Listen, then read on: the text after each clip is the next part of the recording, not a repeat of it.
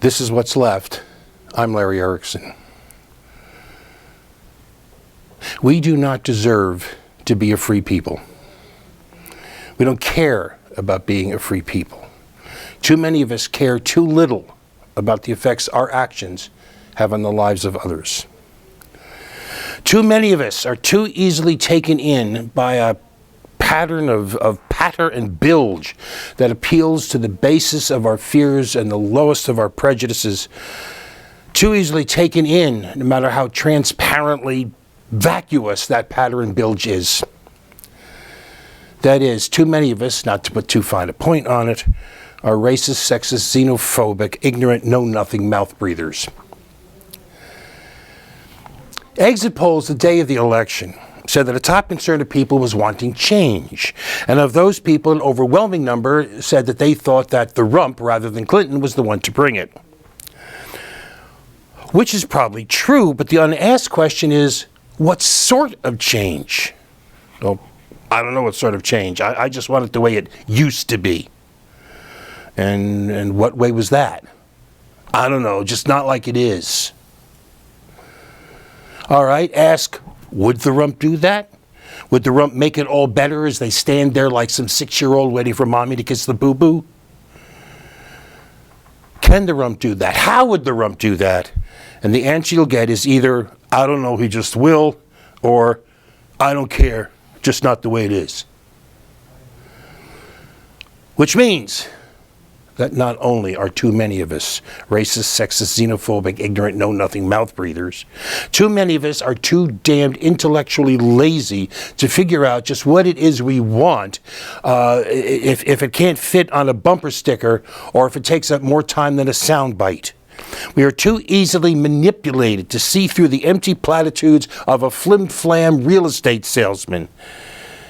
And based on the fact that turnout for a presidential election has not even reached 60% in 38 years, apparently too physically lazy even to care.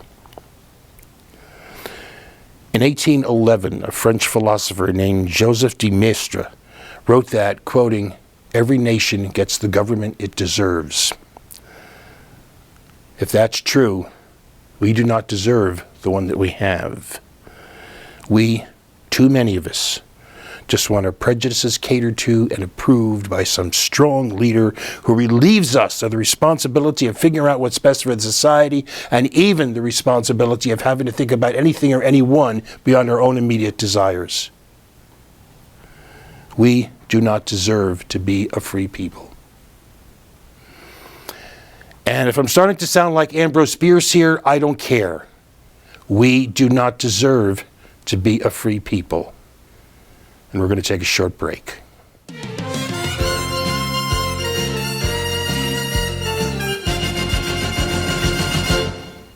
And we're back. This is, again, What's Left, the show formerly known as Left Side of the Aisle, which I expect I'll be saying for at least a few more weeks. I normally say welcome and happy whatever day it is you're watching this, but I expect these next couple of days aren't going to seem too happy, so I'll skip that part.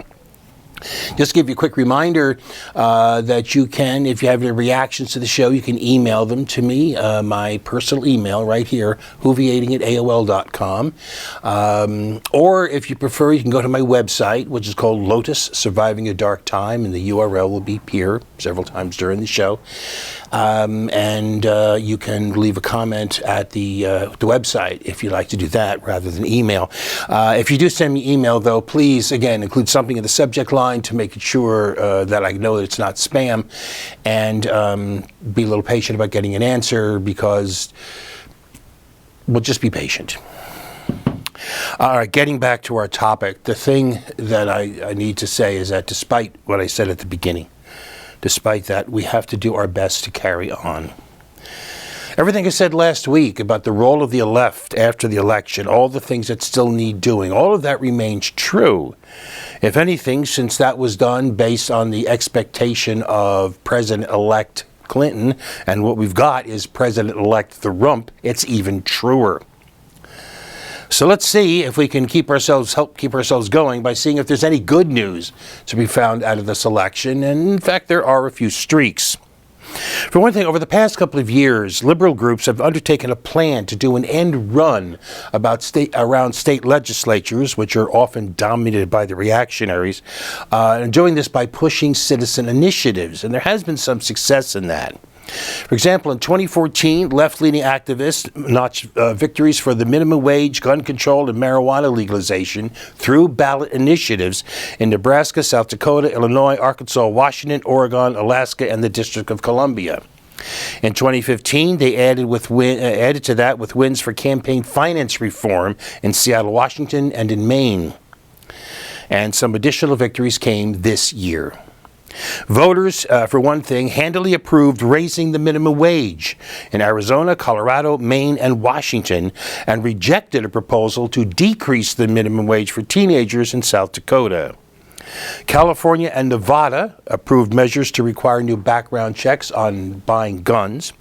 California, Massachusetts, Nevada, and Maine voted to legalize recreational marijuana for adults, bringing to around 21% of the U.S. population living in places where marijuana is or soon will be legal.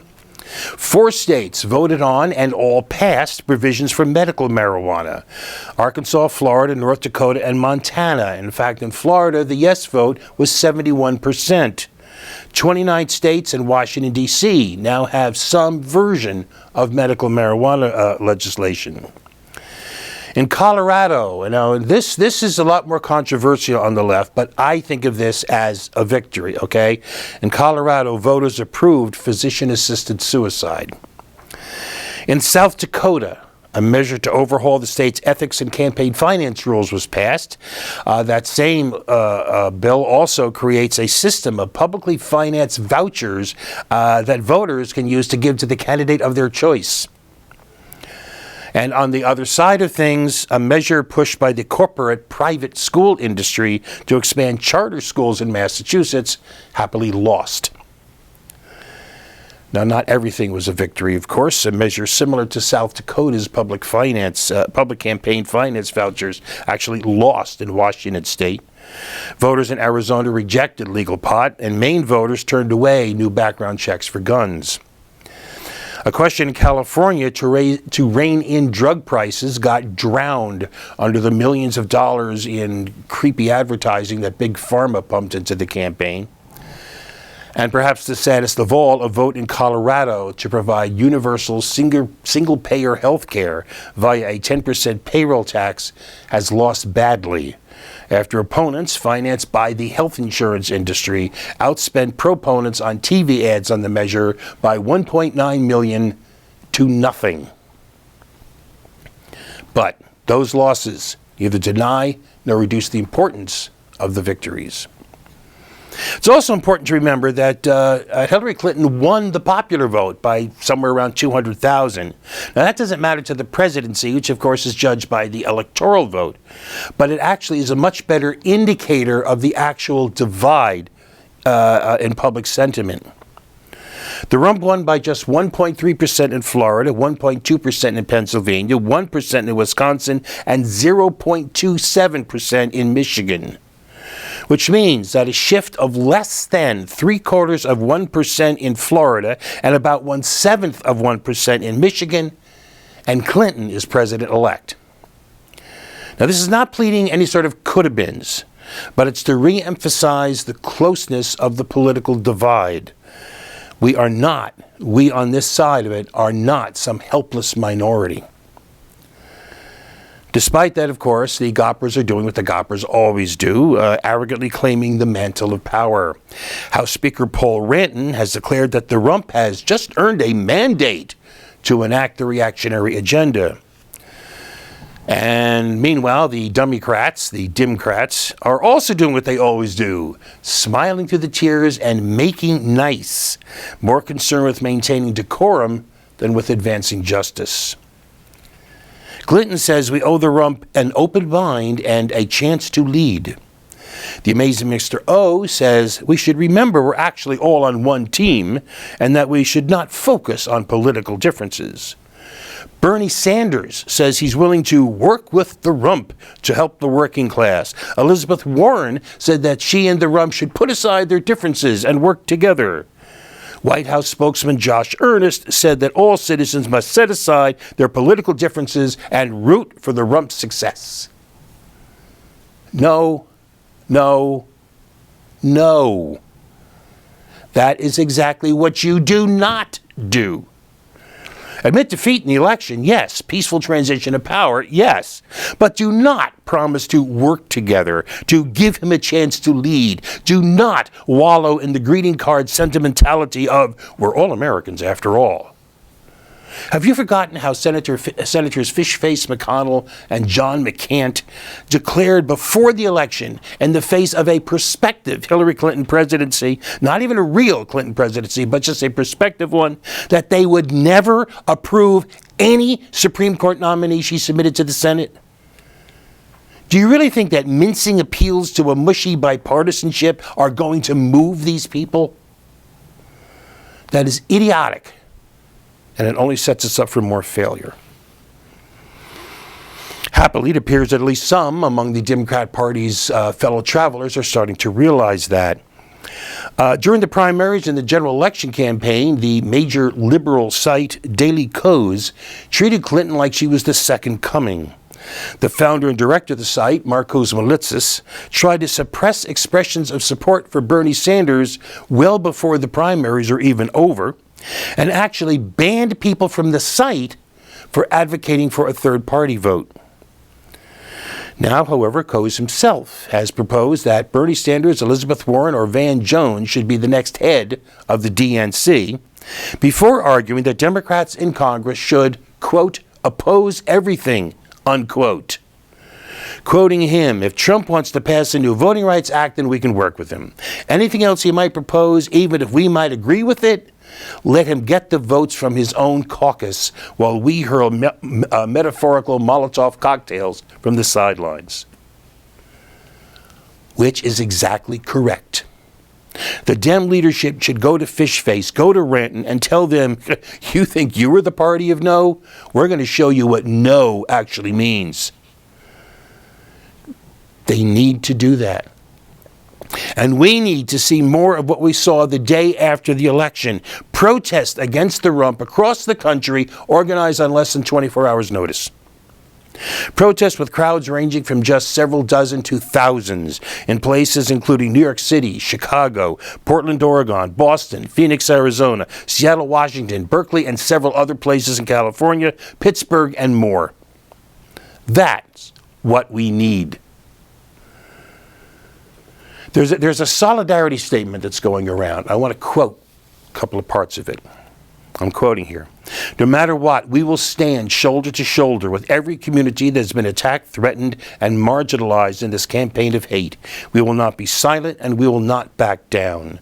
We will fight back together against the agenda of fascism, racism, sexism, xenophobia, and hate. We will stand with every immigrant, every Muslim, every person of color, every woman whose ability to live safely in our country is now under urgent threat. We will have to use all the tools at our disposal to stand up for those most vulnerable and minimize the damage of the coming years. Corporate Democrats in Congress and the political establishment of Washington may be tempted to compromise in order to eke out small wins or incremental change. But we know that the progressive movement must stand for racial justice, immigrant rights, LGBTQ, and gender equality, and we must lead the way in rejecting compromises or policy negotiations that leave people of color, immigrants, women, Muslims, or LGBTQ people behind. It's going to be, the statement says, a hard fight. And yeah, it is indeed going to be a hard fight, but that kind of solidarity, that kind of fight is, again, what we need. And not just on issues of race, gender, and the other important issues that the statement raised, but also on things like the economy, taxes, trade, the environment, militarism and foreign policy, climate change, privacy, constitutional rights, and more. I said it last week, in the face of an expected Clinton presidency, it is even more urgent in the fact of the rump presidency. Silence is not an option. Acquiescence is not an answer. We have to vote, petition, and lobby, yes. But we also have to do more. We have to be insistent, noisy, loud, disrespectful, rude. We have to fill the streets and perhaps the jails. And who knows, I don't expect it, I don't predict it, but I do admit and allow for the possibility of it, perhaps even fill the camps. We're going to take another break.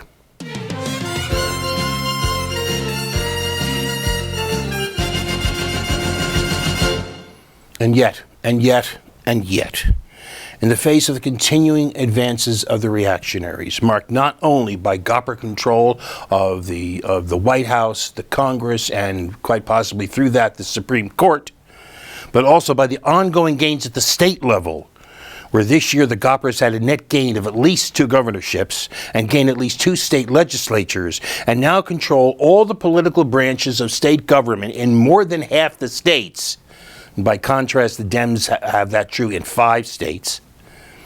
In the face of such continuing advances, in the face of the sexism and racism that have been revealed and justified by this campaign, revelations that have not led to their being rejected, but to their being embraced and even celebrated, in the face of the sheer enormity of the task before us, we must also face the fact that in spite of our solidarity, in spite of our filling the streets, for the foreseeable future, at least as far out as I can see, it is possible that all our efforts may, and here I'm going to be stealing from William Rivers Pitt, all our efforts may come to nothing. We are down to the ethic of total opposition, but as lonely as that estate may be, it is what we have. And we owe it to those who have suffered beyond our comprehension to continue as we have, in hope and in a determination, even if not in expectation. Now understand here, just to be clear, I'm not conceding defeat. I refuse to concede defeat in any shape, way, or form, but I must consider the possibility that we will fail. I'm reminded of a scene in The Lion in Winter. Geoffrey, John, and Richard await their executioners, and Richard demands that they face their doom with strength. Geoffrey scoffs at him, "You fool, as if it matters how a man falls." Richard's reply is telling. When the fall is all that's left, it matters. Even at our lowest moments, even when we just want to give it up, just want to pack it in, we want to move to a commune or to Canada, or to a commune in Canada, we have to remember that even in failing, the manner in which we fail matters for the future. Even in falling, the manner in which we fall matters. Henry David Thoreau, in his classic essay on the duty of civil disobedience, wrote, and I'm quoting here, "I know this well, that if 1,000, if 100, if 10 men whom I could name, if 10 honest men only, if one honest man in this state of Massachusetts, ceasing to hold slaves, or actually to withdraw from this co-partnership and be locked up in the county jail therefore, it would be the abolition of slavery in America. For it matters not how small the beginning may seem to be. What is once well done is done forever." Now, of course, he did not mean, as some who've tried to dismiss him have, he did not mean that such an action would immediately result in the end of slavery. Rather, he meant that a seed would have been planted that would eventually, ineluctably, lead to the end of slavery. Because what is once well done is done forever. Because even if it failed to stop slavery at once, the manner of failing mattered. None of what we do is for nothing. Because immediate victory is not the only end worth achieving. What can be won now is not the only cause worth fighting for. Even being able to see victory in the future is not the only reason for keeping up the struggle. It is also for ourselves and for our own integrity. A member of the anti-Stalinist Russian group called Memorial, which was founded by Yevgeny Yevtushenko and Andrei Sakharov, said, and I'm quoting him, "I do what I do because I owe it to my family, to the victims of my country's injustices, and for my own honor." As Wendell Berry put it, quoting him, "Protest that endures is moved by a hope that is far more modest than that of public success, namely the hope of preserving qualities in one's own heart and spirit that will be destroyed by acquiescence." Or perhaps you would find Abraham Lincoln's observation, the most telling version of this. He said, "To sin by silence when they should protest makes cowards of men." And you notice there's not a word in there about winning. We owe it to the others. We owe it to the victims. We owe it to ourselves. We are honor bound. Even when we feel discouraged, even especially when we feel discouraged, we are honor bound by justice to carry on as best as we can. So for now and for the future, I say to you, and the truth be told to myself as well, the question is not, what can I do? The question is, am I doing what I can? Perhaps that only amounts to a little, so little that it would seem to just be trifling, so much that it doesn't even seem to matter, but it does. We are each of us as individuals called by what is right, required by what is right, required by the call of justice to do what we can. No one could expect more of us, but we should expect nothing less of ourselves. And if despite it all we fail, then we fail. When Dylan Thomas's father was old, the poet felt of the old man, so energetic in his younger days, had given up on life and was just waiting to die. Saddened and distressed, Thomas wrote a famous poem crying out to his father, "Do not go gentle into that good night. Old age should burn and rave at close of day. Rage, rage against the dying of the light." We do live today in a darkening time, a time being marked not only by failure to advance, but even by the cold prospect of failure to hold on to what little has been gained. A time not of standing still, but of slipping backwards. So yes, we may fail, or at least we may seem to fail, because true victory and getting Hillary Clinton elected would not be such a true victory. But we may seem to fail because true victory is far enough off that we can't even see its approach. Now, I have to admit, well, I think that particular possibility unlikely, because the title of my blog, after all, includes the phrase "surviving a dark time."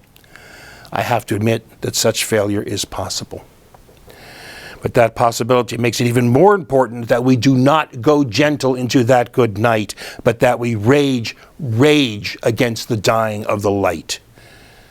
I hope to see you all in the streets. And we're going to take one more break.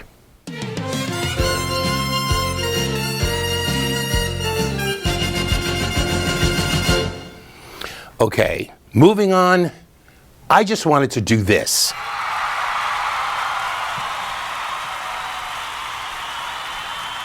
And the thing is, I'm not even a Cubs fan. Growing up in the Jersey Shore, I became and always was a Dodgers fan.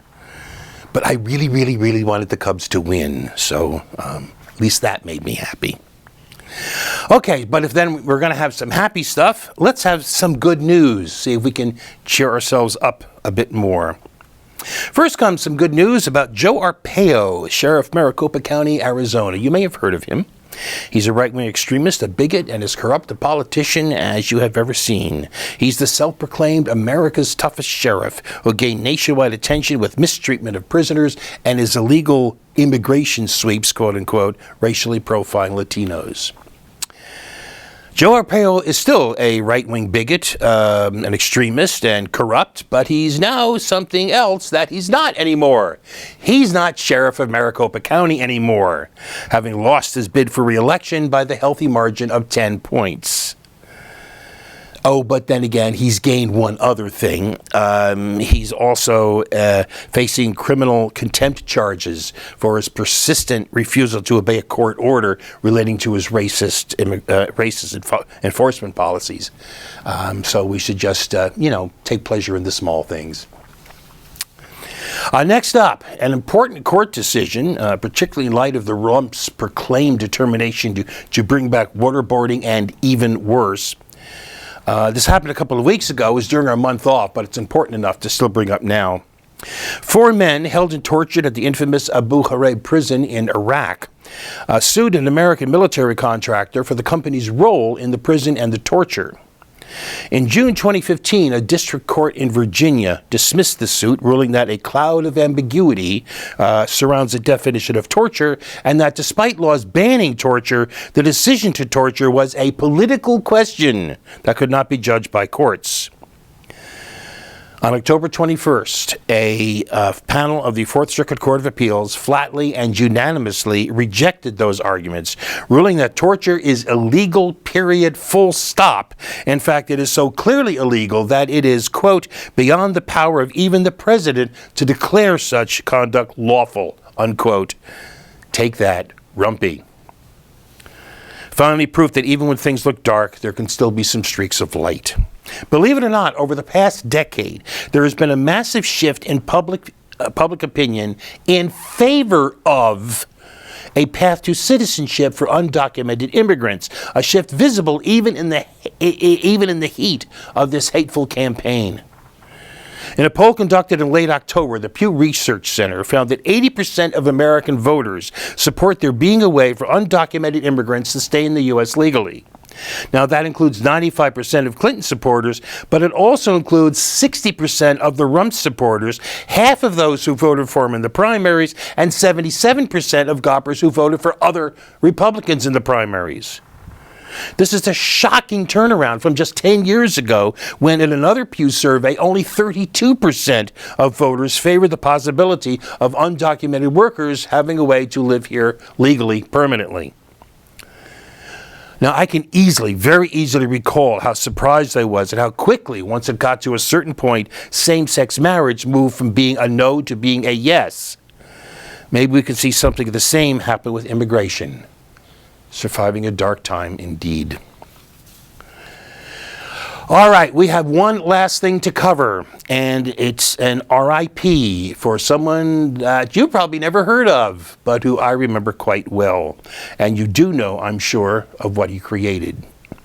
His name was John Zacherley, usually known just as Zacherley or sometimes just as Zach.